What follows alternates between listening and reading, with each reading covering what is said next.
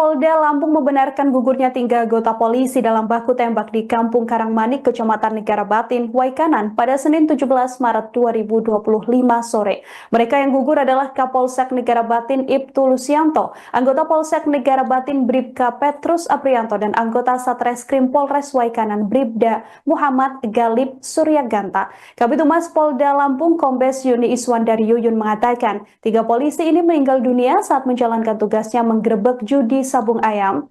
Yuni juga menjelaskan bagaimana kronologis peristiwa baku tembak ini. Insiden tersebut berawal ketika 17 personil gabungan Polres Waikanan mendatangi area judi sabung ayam di Kampung Karangmanik, Kecamatan Negara Batin, Waikanan pada Senin 17 Maret 2025 sore. Setibanya di TKP, petugas langsung ditembaki oleh orang tak dikenal yang membuat 3 personil kepolisian gugur. Saat ini Yuni menuturkan ketiga jenazah anggota tersebut tengah dalam perjalanan ke Rumah Sakit Bayangkara Polda Lampung yang ada di Bandar Lampung untuk kemudian dilakukan autopsi.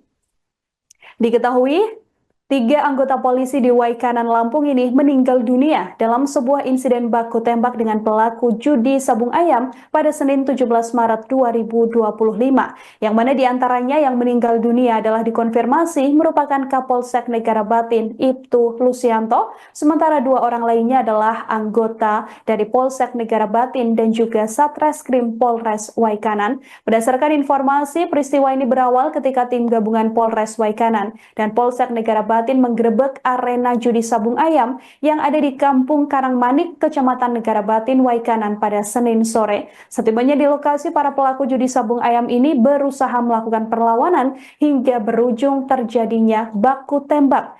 Kapolsek Negara Batin Ibtu Lusianto juga dikabarkan gugur di lokasi kejadian dalam insiden ini. Nasib serupa juga dialami oleh 2 korban lainnya.